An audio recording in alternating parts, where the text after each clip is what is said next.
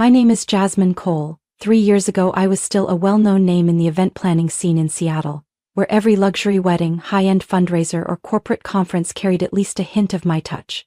I started from nothing, working unpaid jobs just to learn the ropes, and slowly built Aurora Events into one of the most sought-after brands in the Pacific Northwest. No one handed me an opportunity. I earned it with persistence, creativity, and the ability to make even the most difficult requests come to life. I met Nathaniel Whitmore for the first time at a fundraiser for the Seattle Children's Cancer Foundation that I was managing. He walked in wearing a perfectly tailored suit and carried the confidence of someone born into privilege. He was the kind of man you'd see in finance magazines, a Whitmore from a family whose business empire in shipping and real estate spanned over a century. But that day, he didn't look at me like I was just the help, the way many wealthy clients did. He looked directly at me and said, "You're the one behind all of this? I need your help planning my mother's upcoming anniversary party. If you impress her, my family won't go to anyone else again." From that one event, I gradually became a regular in the Whitmore circle. I planned the 65th birthday celebration of Judith Whitmore, Nathaniel's mother, a woman who was always impeccably dressed in pearls and carried an unreadable gaze. I thought I'd made a good impression, but all it took was a few polite comments for me to realize, no matter how successful I became, to her, I would never truly belong. "You did a wonderful job," she said at the party, placing a hand on my shoulder like I was part of the catering staff. "I've always admired women who pull themselves up. That American spirit is truly something." I brushed off the sting. Because I had fallen in love with Nathaniel. He didn't seem like his mother, or at least, I used to think so. He was intelligent, well-mannered, and seemed to want to shield me from those condescending stares. A year later, he proposed with a sapphire ring in Napa Valley in a vineyard soaked in golden sunlight. I said yes without hesitation, even though a faint unease lingered deep down, knowing I was entering a family that had never truly opened its doors to me. Our wedding took place at a historic estate in Carmel, California. Dreamlike and stunning, mostly because I had planned it myself. I didn't trust anyone else to understand how much the details mattered. Judith objected to almost everything. The menu wasn't classic enough. The guest list was missing a few important names. The flowers were too modern. Nathaniel tried to mediate, but I noticed he never actually said no to his mother. After the wedding, things slowly shifted. The Whitmores continued to hire my company for events, but they often interfered with every detail, doubting my expertise. Worse, they began to treat me like an accessory, not a daughter-in-law but a convenient asset for their lavish gatherings. "Jasmine has good taste," Judith would say to her friends. "Having her around is like having a personal planner, so handy." Nathaniel never once spoke up. When I voiced my frustration, he just shrugged. "You're being too sensitive. That's just how my mom is, don't take it personally." But I did take it personally.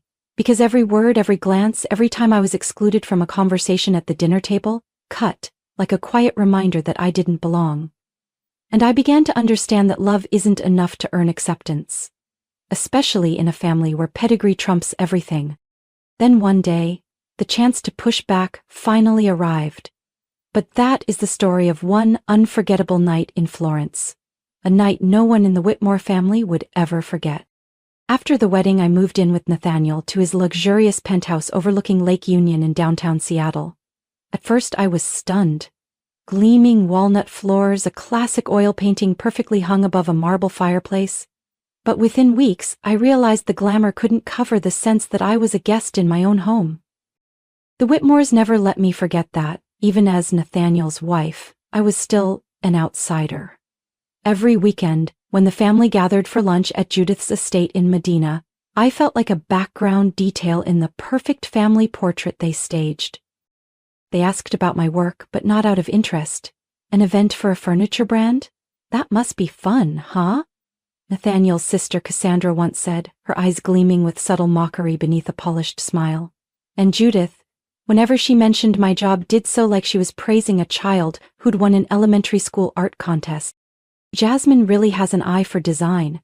We're so lucky to have someone like her in the family. Who needs to hire a planner anymore? She repeated that line at every occasion. Birthdays, Thanksgiving, even ordinary dinners. I became the unofficial family planner, unpaid and unappreciated. Everything I did, choosing flowers, ordering food, even building a stage for a golden anniversary, was treated as expected. At first I tried to take it as a sign of trust. I told myself, if I'm patient, they'll come around. But slowly my patience was worn down by the lack of respect hidden behind polite smiles. What about Nathaniel? He still loved me in the way a well-mannered man would. Punctual, always remembered anniversaries, always got the right holiday gifts. But he never once stood up for me. When I said his mother was being unfair, he gently replied, "She's just a little old-fashioned. Don't let it get to you." One time, I spoke up when Judith deliberately changed the entire anniversary party plan I had spent a month preparing. I remember telling Nathaniel, "I feel disrespected. They don't see me as part of the family." He just sighed, got up from the dinner table and said, "You're making a big deal out of nothing." Cold, reasonable, detached. I started to feel like I was living two lives, one Jasmine, powerful and respected in the events world, the other small and invisible at family gatherings where I was both a guest and a server. Worse still, I began to question the little things. Late-night texts from Avery, Nathaniel's former assistant, that said only, "Are you still up?" and got deleted when I asked. Long, vague phone calls about investment projects I'd never heard of. Sudden business trips with no clear schedule. I'm not someone who jumps to conclusions, but when you've been overlooked for so long, you start to question even the things you used to trust. Then one day, while I was drafting a design for the Seattle Arts Preservation Society's spring fundraiser, I got a call from the Whitmore family's law office. They wanted me to sign some personal asset agreements to update things post-marriage. Nathaniel had never mentioned it. When I asked, he just smiled. "It's just paperwork. My family likes everything to be clear to avoid problems." But when I brought the documents to my own lawyer, he frowned. "If you sign this, you waive all financial rights, even in the event of divorce." This isn't an update, it's a defense. I sat silently in my car, watching the cherry blossoms just starting to bloom along Lake Union. I had tried. I had loved fully. I had endured more than I thought I could. But to them I was still temporary. Useful but never truly worthy of respect. I couldn't quite name the feeling I had in that moment. Anger, sadness, or just a quiet ache growing into resolve. But I knew that if the opportunity came, I wouldn't let it slip by. And strangely enough, it came sooner than I expected. Just a few weeks later, Judith asked me to plan her 70th birthday celebration in Florence. A full week of extravagance, every single family member invited. An offer I couldn't refuse. And also the last time they would see me as their free party planner. Florence welcomed me with soft sunlight and cobblestone streets glowing with spring. I'd been to Italy a few times before for work, but never with so many mixed emotions. This time, I wasn't just an event planner. I was the daughter-in-law behind Judith Whitmore's 70th birthday celebration. The same woman who had spent years subtly trying to push me out of her son's life. With 10 years of experience, I could plan a remarkable event in half the time it would take someone else. But this time, I didn't just want remarkable. I wanted perfection. From the private rooftop dinner at Villa Cora to the food tour through San Lorenzo Market, I mapped out every detail down to the minute. I used my company's name to place deposits on every service, from the private jet flying the whole family in from New York, to the riverside performance by a renowned violinist on the Arno. I didn't touch Whitmore money, not because I was overly generous, but because I knew they'd try to take control the moment they held the contract. At first, everything went smoothly. The family flew to Florence 2 days ahead of me, staying in the historic villa I had booked in full. I arrived later to finalize preparations, but really, it was to keep a deliberate distance. Nathaniel didn't question it. He was too busy having hour-long phone calls with someone named Sophie, whom he claimed was the company's new financial advisor. I had planned to let it go, truly. I thought I could survive one more week, finish the job, then head back to Seattle and hire a good attorney.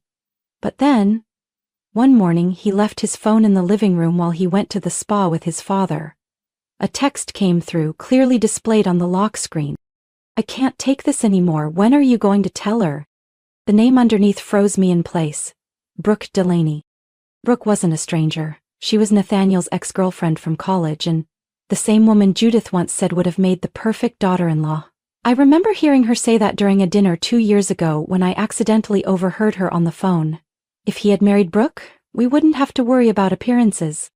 I hadn't intended to unlock the phone, but somehow my finger just swiped up, and when I saw the message thread, stretching from weeks ago to just last night, I knew there was nothing left to question. Brooke was pregnant. She had written, "I won't let the baby grow up in secret. You need to be honest with Jasmine. I've waited long enough, Nate. She deserves to know, if only for dignity's sake." I stood still for a long time, then quickly took photos of the entire conversation and emailed them to myself. I placed the phone back exactly where I found it, no trace. From that moment on, I knew I wouldn't confront them the usual way. I wouldn't cry. I wouldn't scream. I wouldn't beg. I would wait. I'd let them play their parts until the final act.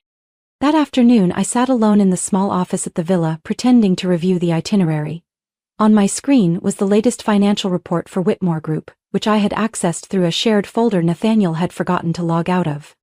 A new unsecured loan worth over $15 million, collateral, a parcel of land in Oregon, and shares in a Chicago subsidiary. Below that was an email from their in-house legal counsel, bluntly stating, "If cash flow doesn't improve next quarter, we'll need to consider asset liquidation to maintain solvency." The Whitmores were sinking, yet still parading a facade of extravagance. I saved all the documents to my personal drive. I wasn't sure how I'd use them, but instinct told me it was time to hold on to my ammunition. Judith might think I was just a girl from modest beginnings who could throw a good party. Nathaniel might think I'd stay quiet after learning he'd betrayed me. But they forgot one thing. I didn't marry into this family to be ornamental. I used to believe in love, in belonging, in grace. Not anymore. Now, I believe in justice.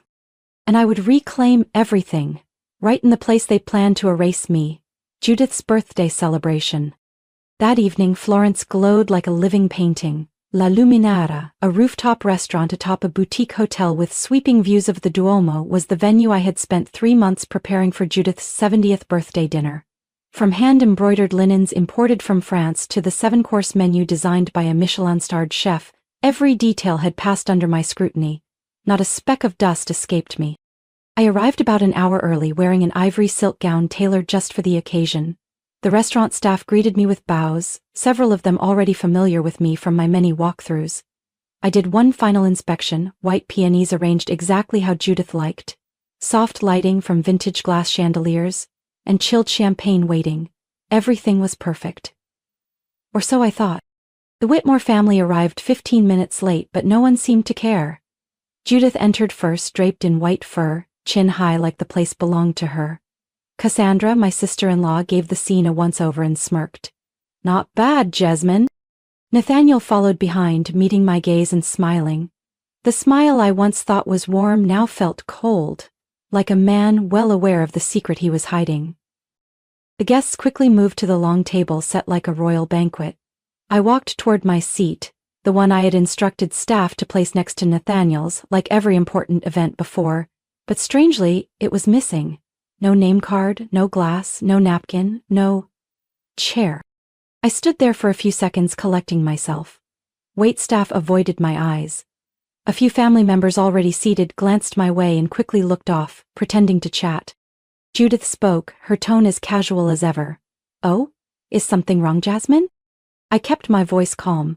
"It seems there's been a mistake. My seat isn't here." Cassandra shrugged. "Someone must have miscounted. There are 12 of us after all." And then, like a rehearsed line, Nathaniel chuckled. "Oops, I guess we miscounted." His laugh floated out lightly, as if it were a harmless joke. But the satisfaction in the family's eyes wasn't subtle. They had planned this. They chose tonight to do it, in front of friends, partners, relatives, in front of everyone who would remember the moment I was excluded from this opulent table, like someone who didn't belong. No one said anything more, no one offered me another seat, not a single person looked apologetic. I could feel the air grow heavy in my lungs, but I kept my expression still. I scanned the table, stopping at Nathaniel's face. He didn't blink, didn't apologize, just sat there, like he was observing my reaction in some kind of psychological experiment. I smiled, faint, almost unreal. "I see," I said, my voice low but carrying across the room. "So I'm no longer considered family." No one replied. A chilling silence stretched out like a taut wire. I turned, walking away from the table with my spine straight and my pride intact. No one stopped me, no one called out, and strangely that felt more freeing than heartbreaking. As I descended the marble stairs, I heard the string quartet begin the opening melody. The celebration had started. Without me. I crossed the grand hall, exited the restaurant and stopped by the Arno. The night breeze whispered through my hair, but my mind was sharp as ever. I opened my phone and logged into my company's event management platform. Every single contract, from the boat tour tomorrow to the private concert and castle gala in Tuscany, was under my control. I had placed the deposits. I had set the schedules. I had the power to cancel everything. They wanted to cut me out of the dinner table? Fine. I'd cut their entire dream week right out from under them. I moved quickly through the cobbled alleys of Florence, the sound of my heels steady on the cold stone. My heart pounded, not from hurt, the pain was gone. The moment they erased me from the party, I stopped being the Jasmine who tried to belong, who tolerated. I became Jasmine Cole, the event planner capable of creating a royal week, and powerful enough to dismantle it in under 30 minutes. I stopped at a small cafe facing Piazza della Signoria. My hand didn't tremble as I opened my phone. The fire inside me had turned to razor-sharp focus. First, an email to Stefano, the manager at Castello di Fiori, in Tuscany, where the Whitmores planned to host their weekend castle dinner. I attached all documents, confirmed my right to cancel, and requested a full refund to my company account within 24 hours. Then came a call to Serena, the coordinator for tomorrow's private food tour in Modena. I kept my tone light. Serena, change of plans. The family is canceling the tour, personal reasons. Please confirm the cancellation and refund. Serena didn't ask questions, just replied, I'm sorry to hear that, but I understand. Next was the Lake Como yacht service, the private villa in Chianti, the opera at Teatro Santa Cecilia that Judith had insisted I secure at all costs. A string of calls and emails flew out within 15 minutes. Payments, deposits, all of it coordinated through Aurora Events in my name. And now? I was retracting every last one. When I opened my banking app and saw the refunds begin to process back into my business account, I couldn't help but smile. I checked the time. Only 26 minutes had passed since I left La Luminara. There was still time. I pulled down the screen and opened a folder labeled Glass House, the name I gave the collection of secrets I had quietly gathered over the past 3 months. Leaked internal financial reports showing Whitmore Group had mortgaged properties in Oregon and Seattle to cover failed investments. Emails between Nathaniel and legal counsel, strategizing how to remove my name from joint assets smoothly. And of course the full message history with Brooke Delaney, the woman he was preparing to start a new life with after discarding me. I sent everything to my attorney in Boston with a single note. Only use if they try to sue. Then I opened the front camera, fixed my hair, applied a touch of gloss, because I knew what I had to do next. I returned to La Luminara not through the main entrance but the staff hallway I'd walked dozens of times during setup checks. Luca, the restaurant manager, spotted me in the kitchen. His face showed confusion. Signore Cole, is everything all right?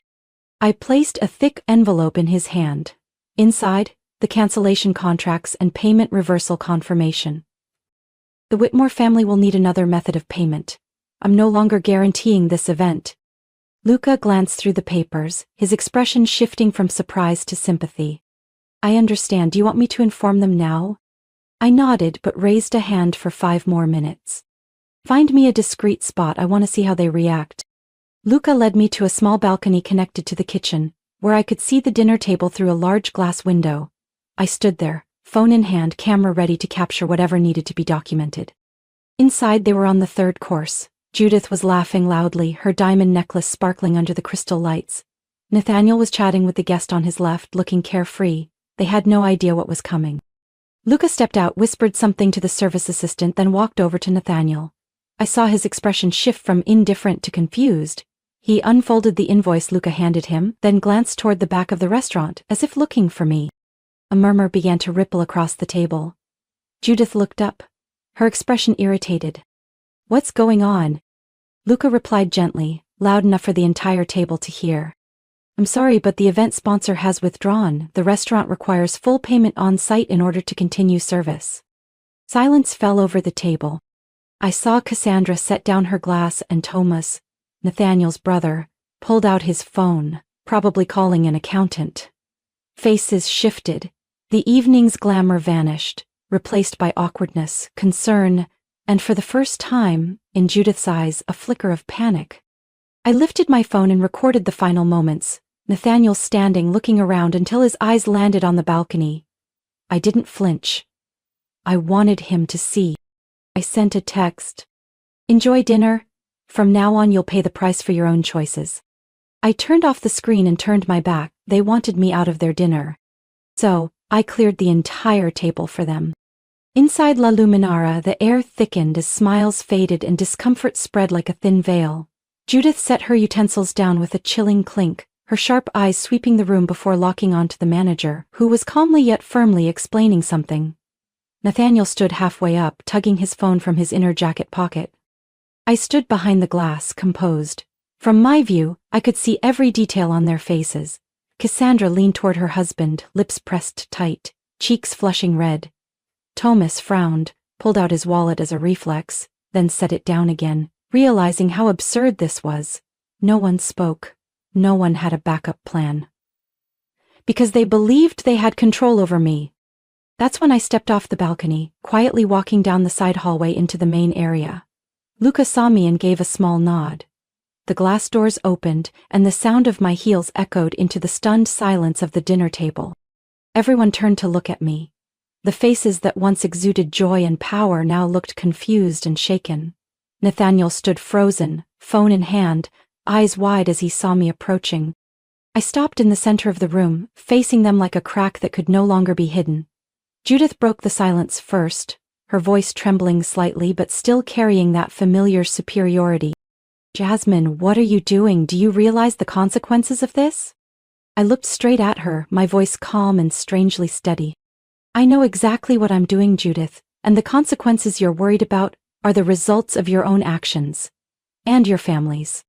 Cassandra jumped in, trying to salvage the moment with a sharply scolding tone. "This is a formal event, you're humiliating everyone here." I smirked. "Funny you'd mention humiliation considering just an hour ago, you were all in on the plan to publicly exclude me from this dinner. No chair, no name card, no invitation. Not a single place for me, the person who organized this entire week, with my time, effort, and company name." Judith quickly cut in, forcing a weak smile. "There must be a misunderstanding. There may have been a mix-up with the seating." I held up my phone, the screen glowing with a message thread between Judith and Nathaniel. The final message was Judith's confirmation to the restaurant. "She won't be staying. Only 12. No need to ask further." I handed the phone to Luca. He nodded in confirmation. I locked eyes with Nathaniel. He opened his mouth to say something, but I cut him off. "And you, the man I once believed would protect me from all this. The man I trusted enough not to check texts, not to read emails, not to question every word. You betrayed that trust. Deliberately, with a plan, with a whole future, waiting." I turned the phone toward him, displaying Brooke's message. "If you won't tell Jasmine, I will. I'm tired of being hidden like I'm the outsider." Nathaniel's face shifted from pale to ghost white. The napkin in his hand dropped to the floor. No one bent to pick it up. Judith clutched her necklace like she needed something to hold on to. Thomas leaned in and whispered something to Cassandra, his eyes wide with fear. I took a breath, then delivered my final words. "I'm no longer part of this family. And if anyone here thinks of coming after me legally, go ahead. I've sent all financial documents, contracts, texts, and emails to my attorney in Boston, including information about concealed assets, financial misconduct, and the unannounced divorce planning." Nathaniel whispered. "You, destroying everything." I looked at him one last time. "No, Nathaniel, you did that. I'm just turning on the lights where you tried to hide the shadows." I turned and walked away, the room frozen behind me. I heard Judith call out, but I didn't stop, no bowing, no regret. As the glass door shut behind me, I knew one thing for certain. They had prepared an evening to bury me in silence and shame. I chose to make it the beginning of my freedom. I left Florence the next morning, while the city still slept under a soft mist. The plane took off carrying me, a small suitcase, and a heavy but steady heart. No more looking back, no more hoping they'd understand. I no longer sought acceptance from a family that never truly welcomed me. When I landed at Logan Airport in Boston, I sent a single message to my lawyer. Activate the divorce file, begin proceedings today. Less than 48 hours later, Nathaniel was served the divorce papers, and he called, over and over. I didn't answer. By day 3, he showed up at the door of my new apartment, a small, sunlit unit in Beacon Hill, where I felt more at home than in any mansion I ever shared with him. He wore a wrinkled shirt, his hair a mess, no longer the polished image he always maintained. He raised both hands as if I were the only one who could save anything. Jasmine, please, I just want to talk, just 5 minutes. I looked at him through the cracked door. 5 minutes, but no lies, the moment you lie the door closes. He swallowed hard, then whispered. I was wrong. I've been so wrong. I shouldn't have let my mother control things like that. I shouldn't have let things with Brooke go so far. I lifted my chin and stared into his eyes. Go so far? You had a child with her. You let your whole family humiliate me publicly. You tried to write me out of your life with a staged performance. As if I were a background character in the Whitmore story. But I don't want to lose you, not like this. I paused for a second. Maybe a part of me had once waited to hear those words, but now? They meant nothing. The problem is, Nathaniel, you lost me a long time ago. You just didn't notice. I closed the door, quietly, no screaming, no tears. A few weeks later, the press picked up the story. It started as a small piece in the financial section of the Boston Ledger, questioning unusual cash flow at Whitmore Group. Then the Chronicle followed with a bold headline. The Whitmore Dynasty, a legacy on the brink. An official investigation by the Securities and Exchange Commission was launched after irregular financial documents were sent to regulators anonymously. I didn't need to sign it. The evidence spoke for itself. Judith was removed from her honorary chair positions at 3 major charities. Photos of her pursed lips at a fundraiser began circulating online, with thousands of disapproving comments.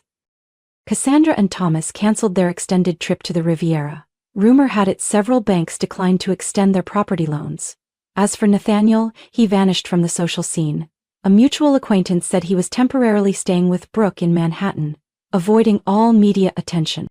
As for me, Aurora Events not only survived, it thrived. Clients who once hesitated because they thought I married rich, now came seeking me out, respecting my strength. They knew I was the woman who stood tall after scandal, who had built a royal week and dared to dismantle it when betrayed. One afternoon in June, while arranging flowers for a young couple's wedding on the shores of Lake Winnipesaukee, my phone rang. It was Nathaniel. I didn't pick up. He left a voicemail, his voice hoarse and tired. Jasmine, if you hear this, I just want to say I hope you found peace. I hope at least you feel like you won. I sat on a nearby bench, looking out at the calm lake reflecting the summer sky.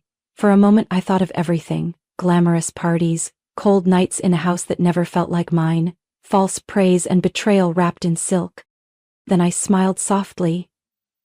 Not because I won, but because I had found myself again. 1 year after I left Florence, Aurora Events hit a growth milestone I once only dreamed of. No flashy PR, no family name backing me, just a story people whispered at cocktail hours and corporate retreats.